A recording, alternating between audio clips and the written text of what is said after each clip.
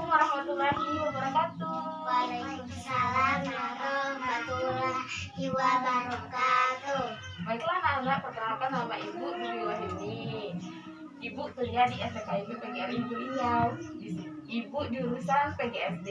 Nah, Ibu mau tahu nih nama anak-anak Ibu ini siapa ya? Mulai dari yang sebelah kiri.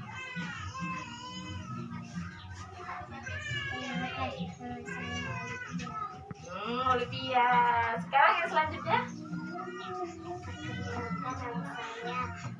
Sally. Oke anak-anak, di sini Ibu akan memberikan materi tentang IPS. Nah, sebelum kita mulai pelajaran, alangkah baiknya kita membaca doa terlebih dahulu. Baca doa mulai. Bismillahirrahmanirrahim. Wal as'inna. Skip. Bismillahirrahmanirrahim. Alhamdulillahirabbil alamin.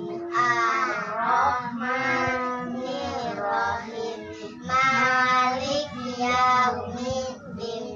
Iyyaka na'budu wa iyyaka nasta'in. Ihdinas siratal mustaqim. Siratal ladzina an'amta 'alaihim ghairil maghdubi 'alaihim waladdallin. Amin. Shadaqallahul azim. Oke anak-anak, sekarang kita mulai pelajarannya ya. Nah, pelajaran kita hari ini yaitu tentang masa kejayaan kerajaan Hindu dan peninggalannya di Indonesia. Nah, kalian tahu nggak anak-anak kerajaan di Indonesia itu apa aja? Nggak tahu ya? Nah, sekarang kita tahu ya. Pada awalnya, ajaran Hindu itu berasal dari India. Nah, pengaruh masuknya ke Indonesia itu karena dibawa oleh kaum pendeta Brahmana, pedagang India. Nah, budaya Hindu di Indonesia itu ditandai dengan munculnya kerajaan yang bercorak Hindu. Nah, seperti yang pertama ya anak-anak ya, Kerajaan Kutai yang pertama. Nah, Kerajaan Kutai itu adalah kerajaan yang tertua di Indonesia yang berdiri pada tahun 400 Masehi. Nah, Kerajaan Kutai itu terletak di Marakaman, Kalimantan Timur. Kemudian, raja yang memimpin di Kerajaan Kutai yaitu Raja Kudungga. Nah, Raja Kudungga itu raja yang sangat terkenal dengan nama Mulawarman. Nah, Mulawarman itu yang artinya menyembah Dewa Siwa. Kemudian pada suatu upacara, Raja Mulawarman itu menghadiahkan 20.000 ekor sapi yang ditandai dengan bentuk prasasti. Nah, berprasasti itu yang berbentuk yupa. Kemudian, yupa itu sendiri diartikan dengan tiang batu mengikat hewan kurban sesembahan. Kemudian prasasti itu ditulis dengan huruf Pallawa dan bahasa Sanskerta. Kemudian peninggalan pelajaran kerajaan Kutai itu yang pertama. Di sini ada 4 ya anak-anak ya. Nah, yang pertama itu 7 buah yupa yang ditemukan di daerah Marakaman. Kemudian yang kedua, kalung Cina yang berbentuk yang terbuat dari emas. Kemudian yang ketiga, 1 arca bulus. Dan yang terakhir adalah 12 arca batu. Nah, kerajaan yang kedua, Kerajaan Tarumanegara. Nah, Kerajaan Tarumanegara itu kerajaan yang tertua di Pulau Jawa. Nah, kerajaan itu berdiri pada tahun 450 Masehi. Kerajaan Tarumanegara itu terletak di Bogor atau Jawa Barat. Nah, raja yang terkenal di Tarumanegara yaitu Raja Purnoworman, yaitu menyembah Dewa Wisnu artinya ya nak ya. Kemudian prasasti. Prasasti yang dapat dibuat oleh Raja Tarumanegara itu yaitu membuat irigasi untuk pertanian dan mencegah banjir. Ngerti nggak anak-anak? Ngerti. Taruh kakinya anak di bawah wajah. Nah, kemudian peninggalan yang berupa prasasti yaitu dapat batu tulis dan arca. Seperti yang pertama ya nak ya, prasasti Iertu. Kedua prasasti Tugu. Yang ketiga prasasti Pasir Kolengko. Yang keempat prasasti Kebon Kopi. Kelima prasasti Pasir Awi. Yang keenam prasasti Muara Cinter. Kemudian yang ke 7-8 prasasti Cidang Hyang. Yang ke 9 Arca Prasaji. Yang ke 10 Arca Wisnu Cibuaya 1 dan Arca Wisnu Cibuaya 2. Nah, sekarang kerajaan Bali ya anak ya, kerajaan yang ketiga ya. Nah, kerajaan Bali itu didirikan oleh dinasti Mula Wirdewa. Nah, Wirmadewa. Nah, kerajaan Bali itu terletak di daerah Tampak Siring dan Pejeng sesuai keterangan pada prasasti dan Lontar Balu, Lontar Bali ya. Nah, raja yang berada di Bali itu yang memimpinnya Raja Sri Chandrabaya Singa pada tahun 959 sampai 989 Masehi.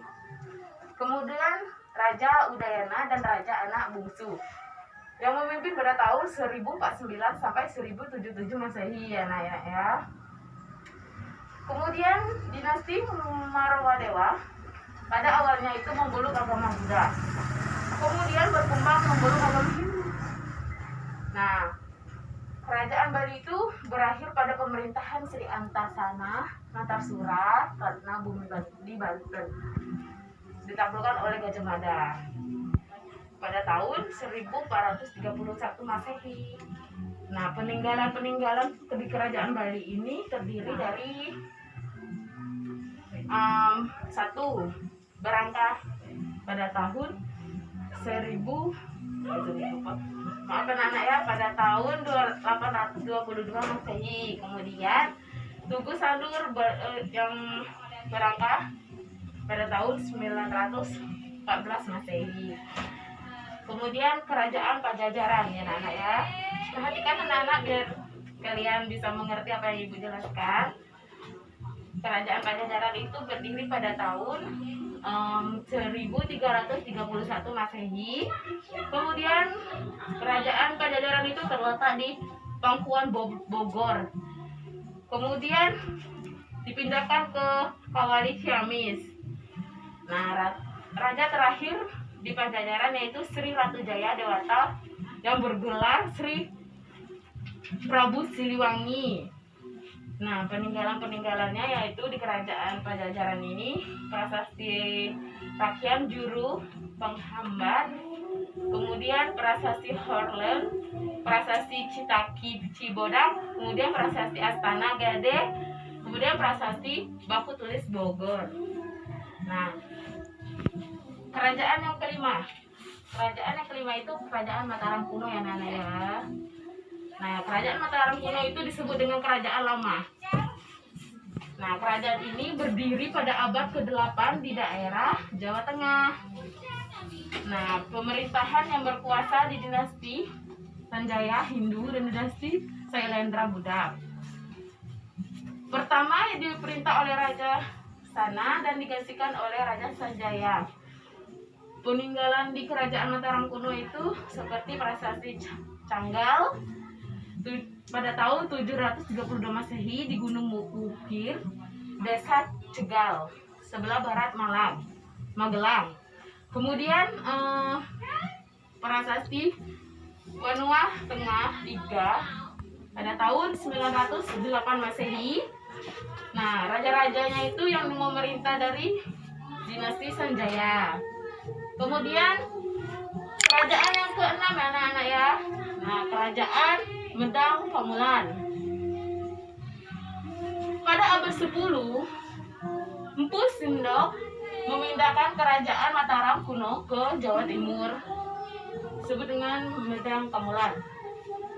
Letaknya kerajaan Medang Pamulan itu di muara Sungai Berantas. Nah, kerajaan ini dipimpin oleh Empu Sindok dan permaisurinya Sri Wardani. Kemudian di akhir pemerintahannya itu Airlangga, kerajaan Medang dibagi menjadi dua. Nah, dibagi menjadi dua itu dengan kerajaan Kediri Daha dan kerajaan Jenggala Khairifan. Nah, jadi kedua putranya itu berebut dengan tahta. Oleh karena itulah kerajaan ini dibagi menjadi dua ya Nana ya. Nah, kemudian peninggalannya itu ada 4. Peninggalannya yang pertama sudah prasasti Tanggaran, kemudian prasasti Banggil, kemudian prasasti Lor, yang terakhir prasasti Kakuta atau silsilah Raja Medang Pamulan. Kemudian kerajaan yang ketujuh, kerajaan Kediri. Nah, kerajaan Kediri itu berdiri pada abad 1441 Masehi. Nah, kemudian letaknya itu di bagian barat Jawa Timur. Nah, kerajaan ini mulai dikenal pada pemerintahan Raja Bameswara pada tahun 1117 Masehi. Kemudian kerajaan ini mencapai puncak kejayaannya itu pada pemerintahan Jayabaya. Nah, atau sering dipanggil Jangka Jayabaya itu anak ya. Kemudian Jayabaya itu adalah disebut orang ramalan tentang masa depan Indonesia. Kemudian peninggalan pada kerajaan Kediri itu terdiri dari prasasti Malengga pada tahun 1052 Masehi, kemudian prasasti Sirah Keting 1104 Masehi, kemudian yang ketiga prasasti Jaring 1181 Masehi, kemudian yang keempat prasasti Kamulan 1194. Nah, Kertajaya itu merasa ingin disembah. Kemudian sebagaimana dewa, kemudian kaum Brahmana itu meminta bantuan kepada Kenaro. Kemudian raja terakhirnya itu Kertajaya pada tahun 1222 Masehi. Kemudian Kertajaya itu dikalahkan oleh Kenaro dari Ganter atau Madang. Kediri itu terakhir dipimpin oleh Ken Arok mendirikan kerajaan Singasari. Nah, sekarang kerajaan Singasari. Singasari itu berdiri pada tahun 1222 Masehi. Didirikan oleh rajanya Ken Arok. Letaknya itu di sebelah timur Gunung Kowi. Nah, luas wilayahnya meliputi luas Malang sampai saat ini. Nah, rajanya itu kan Ken Arok memimpin pada tahun 1222 sampai 1227 lamanya ya nak ya. Kemudian peninggalannya ada 4 peninggalan dari kerajaan Singasari. Prasasti Mulamurung, kemudian prasasti Kirangan, kemudian prasasti Maribong, keempat Prasasti, Sarwa, Dharma. Nah, sekarang anak-anak ya, kerajaan yang terakhir. Kerajaan terakhir itu kerajaan Majapahit. Nah, kerajaan Majapahit ini dipimpin oleh Raden Wijaya yang membangun daerah tersebut. Salah satu pengikutnya yang memakan buah yang rasanya pahit. Nah, buah pahit itu lanjut dinamakan jadi Majapahit. Dari nama kerajaan ini diambil dari buah yang rasanya pahit, jadi Majapahit. Nah, raja pertama di kerajaan Majapahit itu Raden Wijaya ya anak-anak ya. Raden Wijaya itu memerintah pada tahun 1793 sampai 1309.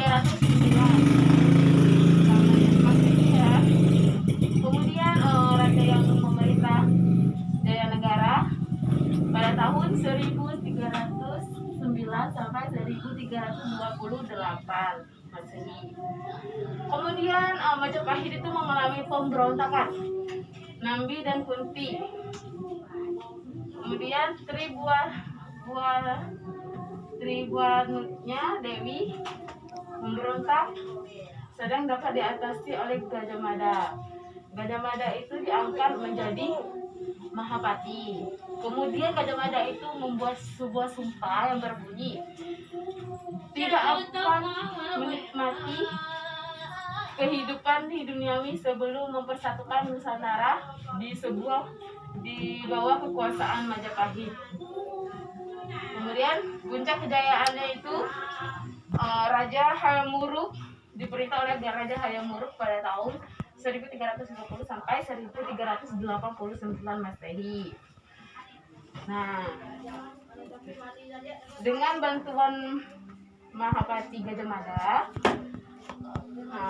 Gajah Mada itu melaksanakan sumpahnya dengan memperluas wilayah hingga ke Asia Tenggara ya anak ya. Majapahit itu menjadi kerajaan maritim atau armada laut yang kuat di bawah pimpinan Mpunda dan agraris, cocok untuk bertani, bercocok tanam. Kemudian peninggalan kerajaan Majapahit itu terdiri dari 3: Candi Penataran, Swentar, Subarjati, kemudian Prasasti Bulak 1254 atau keruntuhan kerajaan Singasari dan perjuangan. Kemudian perjuangan Raden Wijaya mendirikan kerajaan Majapahit. Yang terakhir kitab Keraton dan Negara Kertagama. Kemudian dari itulah anak-anak, apakah anak-anak sudah mengerti apa yang dijelaskan? Sudah ngerti ya anak? Sudah. Baiklah, kalau sudah mengerti materi kita cukup pada hari ini. Kita lanjut itu hari esoknya. Sebelum kita pulang, alangkah baiknya kita membaca doa terlebih dahulu. Nah, baca doa mulai. Bismillahirrahmanirrahim. Wal asri innal insana lafi husri illal ladzina amanu wa amilus Solihati wa tawassaw bil haqq wa tawassaw bil sabr. Sadaqallahul azim. Baiklah anak-anak, terima kasih. Wassalamualaikum warahmatullahi wabarakatuh. Waalaikumsalam warahmatullahi wabarakatuh.